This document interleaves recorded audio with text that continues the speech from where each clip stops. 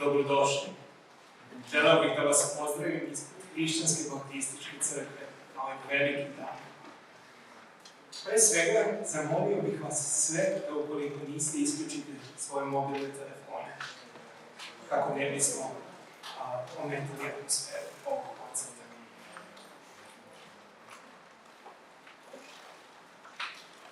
Velika je radost što ovoga dana možemo da budemo okupljeni, da uživamo kroz muziku i da uživamo kroz tišinu.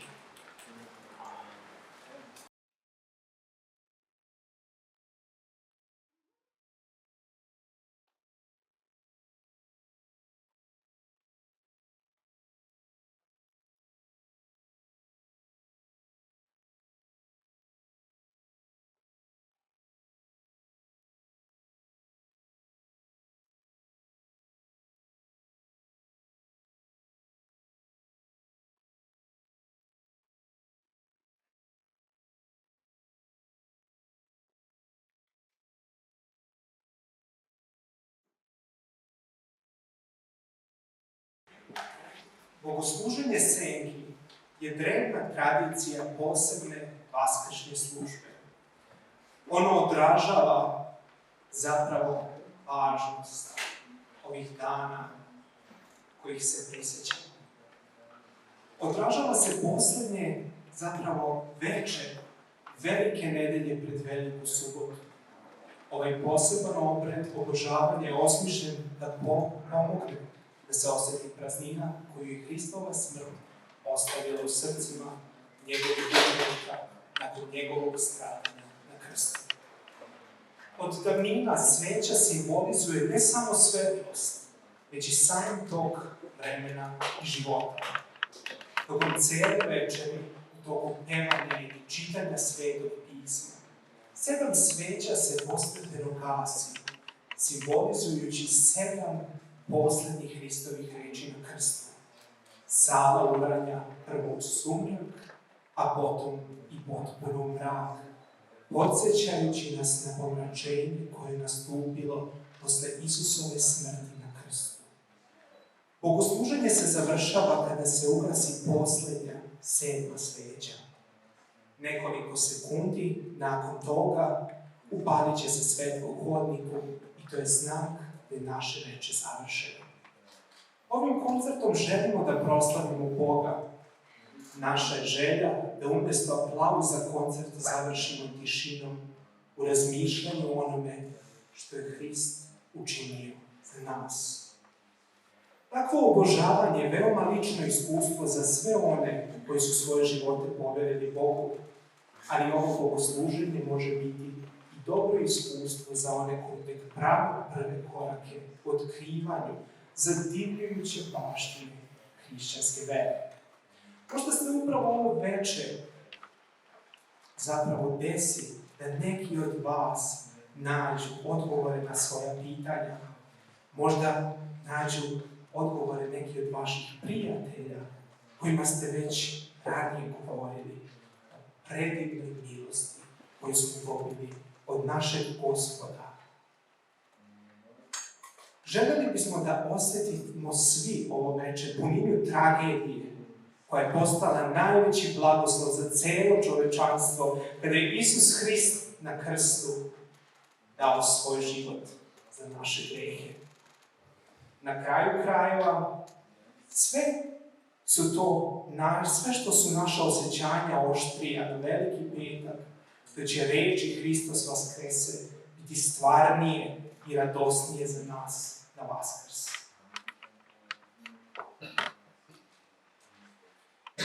Čitat ćemo iz reči. A bio je dan pripreme za Pashu oko podneva. Pilat reče Judejima: evo vašeg cara, a oni povikaše: vodi ga, raspni ga. Zar da raspnem vašeg cara, upita ih Pilat.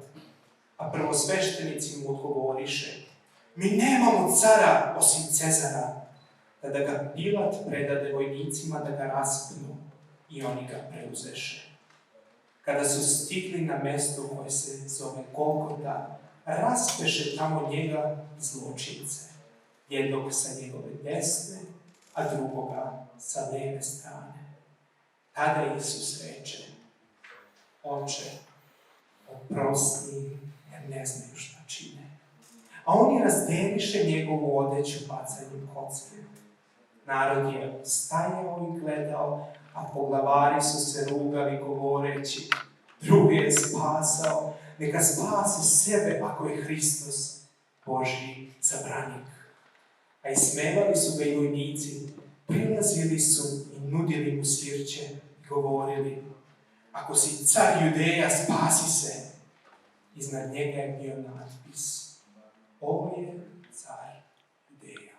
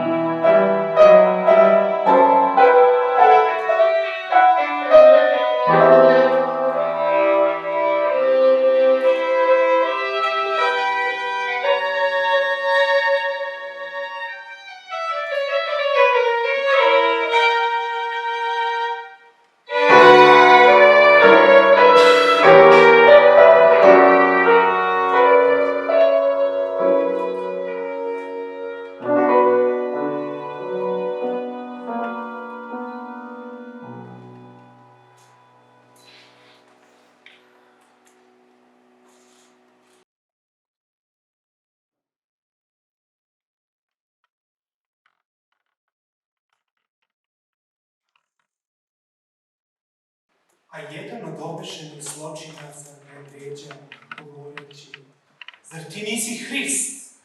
Spasi sebe i nas. Ali drugi izgrdio ovoga govoreći: zar se ne bojiš Boga? Osuđen si na istu kaznu, ali je naša pravedna, jer dobijamo ono što smo zaslužili našim djelima. A ovaj nije učinio ništa nedolično. Onda reče: Isuse, sjeti me se kada stigneš u svoje carstvo. A Isus mu reče: istinu ti kažem, danas ćeš biti sa mnom u raju.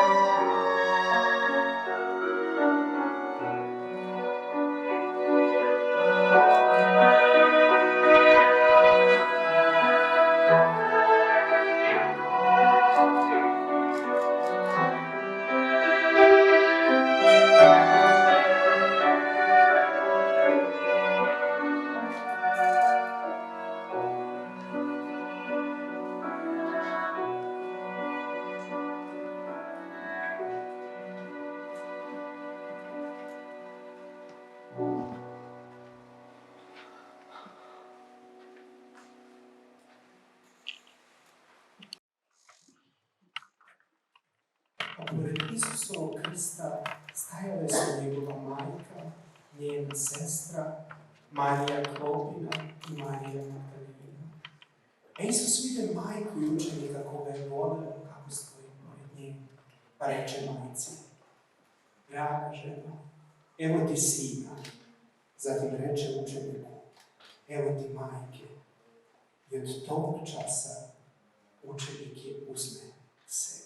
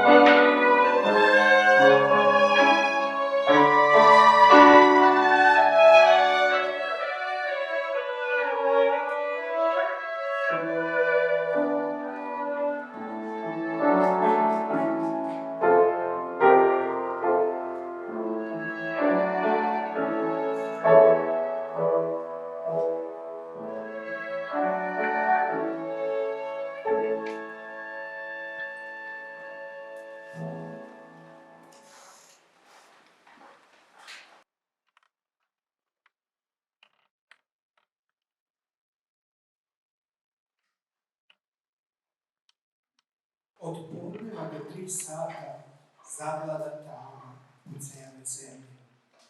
Oko 3 sata Isus povika iz sve glasa: Eli, Eli, lama sabaktani, što znači: Bože moj, zašto si me ostavio?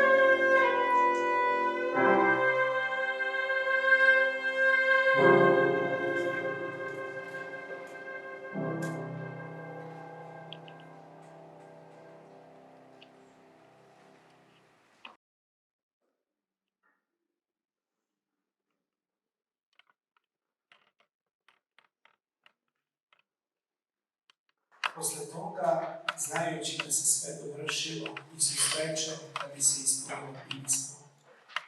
Žedan sam. A tamo je stajala posuda puna sirćeta, a sunđer natopljen sirćetom natakoše na Isusovu stavniku i prinesuše ga njegovim ustima.